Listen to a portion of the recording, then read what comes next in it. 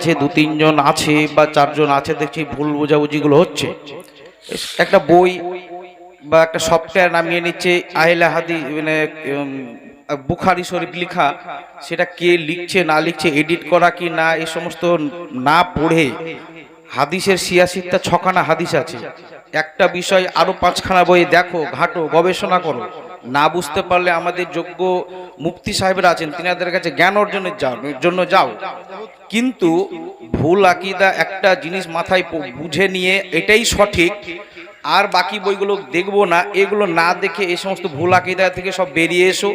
পাশাপাশি কিছুদিন একটা বিষয় নিয়ে তর্ক হচ্ছিল, মুফতি সাহেব আপনি এটা লাস্ট ব্যাখ্যা দিয়ে আজকে জালসা শেষ করবেন। সূরা কাহাফের ১১০ নম্বর আয়াত, হে নবী তুমি বলে দাও আমি তোমাদের মতো মানুষ, এই লাইনটা নিয়ে বেশ কিছুদিন চললো, কিন্তু আয়াতটা যিনারা বলছেন এবং বোঝাচ্ছেন তারা নিজেও জানেন না আয়াতটা মাক্কি না মাদানী, কি উদ্দেশ্যে নাজিল হলো, কোথায় নাজিল হলো, আল্লাহ কি জন্য আয়াতটা নাজিল করলেন, না জেনে এই লাইনটা নিয়ে সারা দিন বকনা। তো বক্তব্য হচ্ছে এই আয়াতটা নাজিলের উদ্দেশ্যে আল্লাহর বিশাল বড় উদ্দেশ্য ছিলেন, এবং আয়াতটা কেন নাজিল করলেন না জ্ঞান অর্জন করেই এই যে বলে যান নবী আমাদের মতন মানুষ, আল্লাহ তো বলেছেন। তো আমি আপনাদের কাছে আবেদন করব, আমরা সুন্নি আকীদায় বিশ্বাসী, আমি ইতিহাসের শিক্ষক হিসাবে বলছি, আমি এখনো পর্যন্ত MA ডিগ্রি অর্জন করতে গিয়ে যতগুলো ইতিহাস পড়েছি, 1847 পূর্বে আহলে হাদিস দেওবন্দি কোনো ফিরকার কোনো অস্তিত্ব ভারতবর্ষে নেই।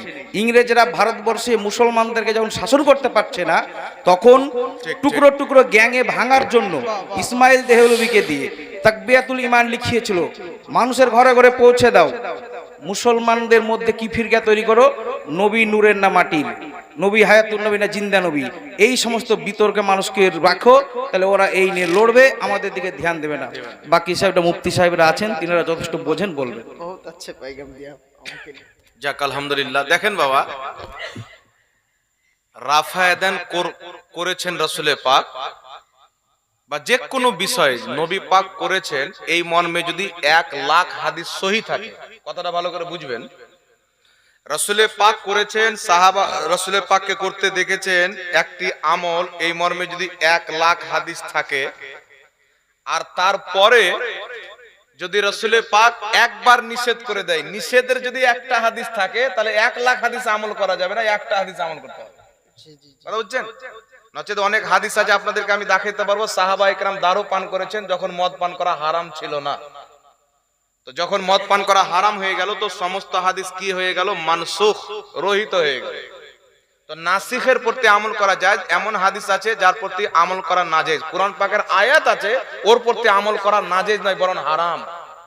আল্লাহ বলছেন লা তাকরাবুস সালাত ওয়া আনতুম সুকরা, যখন তুমি নাশার অবস্থায় থাকবে তো নামাজের কাছে আসিও না, অর্থাৎ নামাজের টাইমে দারু পান করিও না, অন্য টাইমে পান করো।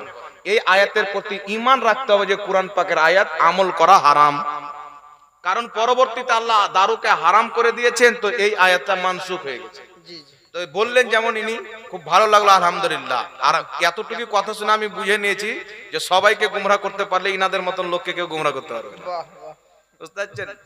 অল্পতে মানুষের বোঝা যায় বিদ্যার ব্যাপারে। এখানে একটা কথা আপনাদেরকে বলছি, এই জন্য হাদিস খালি দেখলে হবে না। ইমাম সুফিয়ান বিন ওয়াইনা পাহাড়ের চাইতে বড় ইমাম, বহুত বড় ইমাম। উনি বলছেন, ইমাম ইবনুল হাজ আল মাদখাল কিতাবে উল্লেখ করছেন, ইমাম সুফিয়ান বিন ওয়াইনা বলছেন যে শুধু হাদিস হলো গুমরাহিয়াতের মূল, ইল্লাল ফুকাহা, কিন্তু ফকি ব্যতীত। ফকি অর্থাৎ যারা হাদিসের বুঝ রাখে, নাসিক মানসুখ, কি কারণ রাসূলে পাক বলেছিলেন, কেমন হাদিস আহলুল ইলম আমল করেছেন কি করেননি, এই সমস্ত জিনিসের বুঝ না রাখে ডাইরেক্ট হাদিস পড়ে যদি আমল করে, ওই ব্যক্তি হাদিস আমল করলো গুমরাহ। কথা বুঝতে পারলেন কি পারলেন না বাবা? এই জন্য ফিকহ হওয়া শর্ত, ফিকহ মানে কোরআন হাদিসের বুঝ, এটা থাকতে হবে। তো এখানে হচ্ছে কুল ইন্নামা আনা বাশারুম মিসলুকুম, হে নবী তুমি বলো আমি তোমাদের মতো মানুষ। ভালো করে লক্ষ্য করে শুনবেন, কেউ যদি আমি যে কথাটি বলছি অন্তরে গেঁথে নিতে পারে, সে 1 মিনিটে কথাটা বুঝে নেবে, বেশি টাইম লাগবে না। আল্লাহ বলছেন নবী তুমি বলো আমি তোমাদের মতো মানুষ। এই আয়াতটা নবী পাক কি জন্য বলেছিলেন, কোথায় আল্লাহ পাক বলেছিলেন নবী পাককে বলতে, এটা পরের বিষয়। আমি আপনাকে বলতে চাই যে আমাদের নবী কোরআন বেশি বুঝতে না আমরা কোরআন বেশি বুঝি? কথা বলেন। সাহাবী কোরআন বেশি বুঝতেন না আমরা কোরআন বেশি বুঝি? নিঃসন্দেহে সবচাইতে বেশি রাসূলের পাক বুঝতেন। আর রাসূলের পর সবচাইতে বেশি জমিনের মাটিতে যারা কোরআন বুঝেন তারা হচ্ছে সাহাবা। তো আমার ওই ভাইদের কাছে আমি বক্তব্য রাখতে পাই, যে ভাইরা নবীকে নিজের মতন মানুষ বলে কাফির হচ্ছে, ওদের বউ তালাক হচ্ছে, ওই ভাইগুলোকে বলতে চাই যে কোরআন পাক 2026 সালের না নবীর যুগেও ছিল, না সাহাবীর যুগেও ছিল। আল্লাহর নবীকে আল্লাহ বলছেন নবীর প্রতি কোরআন নাজিল হচ্ছে, আর আল্লাহ বলছেন আর রহমান ও আল্লামাল কোরআন, রহমান উনি যিনি নিজের নবীকে কোরআন শিক্ষা দিয়েছেন, অর্থাৎ কোরআন আমাদেরকে আমাদের হুজুর শিখিয়েছেন, নবীকে স্বয়ং আল্লাহ শিখিয়েছেন। তো আমার নবী এই আয়াতটা জানতেন কি জানতেন না? কথা বলেন। হে নবী বল আমি তোমাদের মতন মানুষ, কিন্তু নবী পাক সাহাবীকে কি বলছেন? বুখারী মুসলিমের হাদিস, আইয়ুকুম মিসলি, তোমরা কে আছো আমার মতো?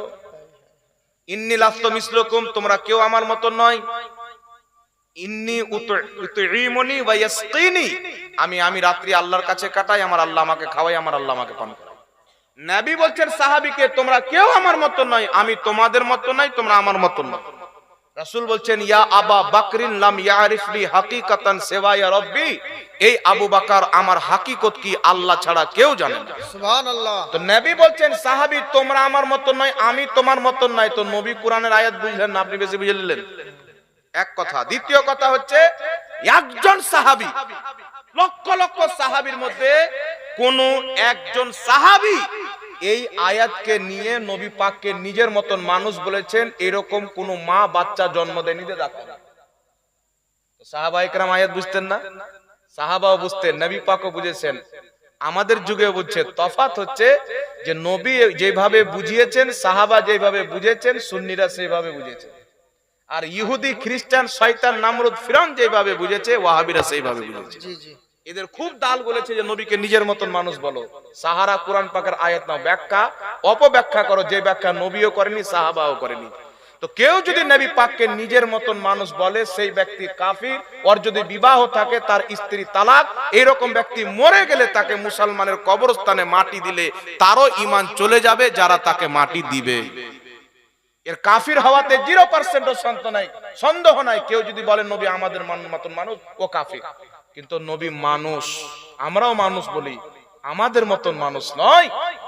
উনি কোন মানুষ? আঙ্গুল তুলে দিলে আসমানের চাঁদ দুই টুকরা হয়ে যায়। উনি কোন মানুষ? জিবরিল আলাইহিস সালামের মতো ফেরেশতার পর সিদরাতুল মুনতাহার পূর্বে উপরে গেলে জ্বলে যাবে। কিন্তু নবী মুস্তাফার একটা কুসুম পর্যন্ত জ্বলেনি, আল্লাহ কোথায় কোথায় নাকি নিয়ে গেছে। সুবহানাল্লাহ, সুবহানাল্লাহ। এখানে পৃথিবীর কেউ যেতে পারে না, ওখানে মুহাম্মদ রাসূলুল্লাহ যেতে পারে। আল্লাহ আল্লাহ। পাহাড়ে যদি কোরআন অবতীর্ণ করে, পাহাড় ধুলা ধুলা হয়ে যাবে, কিন্তু নবীর সিনাতে কোরআন অবতীর্ণ করা হয়েছে, নবীর কিছু হয়নি। পাহাড় তো নবীর মতন নয়। তো আল্লাহর নবীকে নিজের মতন মানুষ কোন সাহাবী বললেন না, ওনারা কোরআন পাক বুঝতেন না নাকি? নবী পাক বুঝতেন না, বলছেন তোমরা আমার মতন নয়, আমি তোমার মতন নয়। তো যে সাহাবী যাদের জান্নাতের গ্যারান্টি আল্লাহ কোরআনে দিচ্ছেন, তোমাদের ওদের প্রতি আল্লাহ রাজি, আল্লাহর প্রতি ওরা রাজি। যাদেরকে আল্লাহ ইয়া আইয়ুহাল্লাযীনা আমানু বলছেন কোরআন পাকে, তখন তো সাহাবী ছিলেন, আমরা ছিলাম না। তারা কোনোদিন এই ব্যাখ্যা করলেন না। আর আজকে এই গুগল মাস্টারের পথে গিয়ে কত লোক ঈমান হারা হয়েছে। এখন কি বুঝবে বাবা? মকমক করে লোকমা কাচ্ছ, কবরে যাবে তো বুঝতে পারবে। জি জি। এই আয়াতের অর্থ মুফাসসিরিনে কেরাম করছেন, আল্লাহ বলছেন নবী তুমি বলো আমি তোমাদের মতন মানুষ। এর অর্থ হচ্ছে যেমন তোমরা খোদা নয়, তেমন আমিও খোদা নই। বাহ, কত সুন্দর ব্যাখ্যা। তোমরা যেমন খোদা নয়, আল্লাহ সৃষ্টি, আমিও খোদা নই, আল্লাহ সৃষ্টি। এই কথা কোনো মুফাসসির বলছে না যে নবী আমাদের মতন মানুষ। যত কোটি কোটি তাফসীরের কিতাব আছে, একটা কিতাবে কোনো মায়ের লাল দেখাতে পারে না। এই ব্যাখ্যা আসলো কোথায় থেকে? আল্লাহর কসম খেয়ে বলি, ইহুদি এবং খ্রিস্টান ওয়াহাবি মুল্লাকে দিয়েছে, আর এই মুল্লা আমাদের সমাজের মধ্যে পড়ছে। জি জি। এইজন্য রাসূল পাক বলেছেন, হয় তুমি আলিম হও, নচেত তালিবে ইলম হও, নচেত আলিমকে শুননেওয়ালা হও, নচেত আলিমকে মোহাব্বত করনেওয়ালা হও। চারটার মধ্যে একটাও যদি না হও, তুমি ধ্বংস হয়ে যাবে। জি জি। এগুলো ছেলে বাপের জন্মে কোনো সুন্নি আলিমের সঙ্গে যোগাযোগ করেনি। আর গুগলে দেখে মাথায় ঘুমটা আছে, ওই মৌলবীর জন্মসূত্র আছে কি নাই, মোবাইলে শুনে আর ভক্ত হয়েছে। বুঝতে পারছেন? আর কোরআন পাকের এমন ব্যাখ্যা করছে যে ব্যাখ্যা নবী এবং সাহাবী পূর্বের মুফাসসিরের মধ্যে কেউ করেনি। নবী পাক বলছেন আল্লাহ বলছেন বলো আমি তোমাদের মতন মানুষ। এর অর্থ হচ্ছে যেমন আমরা খোদা নয় খোদার বান্দা, তেমন নবীও খোদা নয় খোদার বান্দা, তবে তিনি আমাদের মতন মানুষ নয়। আল্লাহ বলছেন আমি মানুষ সৃষ্টি করেছি, এক অপরকে অপর চাইতে সম্মান দান করেছি। অন্য মানুষকে অন্য চাইতে সম্মান, বেনামাজির চাইতে নামাজিকে বেশি সম্মান দিয়েছি, হাজির যারা হাজি নয় তাদের চাইতে হাজিকে বেশি সম্মান দিয়েছি, যারা আলিম নয় তাদের চাইতে আলিমকে বেশি সম্মান দিয়েছি।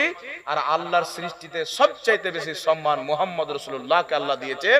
উনি সমস্ত নবীর ইমাম, সমস্ত সৃষ্টির সর্দার হয়েছেন। সুতরাং এই আয়াতকে অস্ত্র বানিয়ে নবীকে নিজের মতন বলা, এটা বিদআতি ব্যাখ্যা, বিদআতে মুকাফফিরা। বিদআত মানে গুমরাহি, যেই গুমরাহি মানুষকে কাফির পর্যন্ত নিয়ে যায়, এই রকম ব্যাখ্যা আপনারা বাঁচবেন।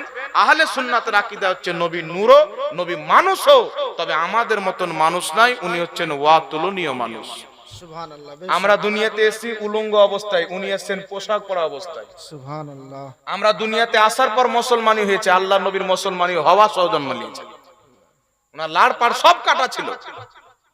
কথা বুঝতে পারছেন?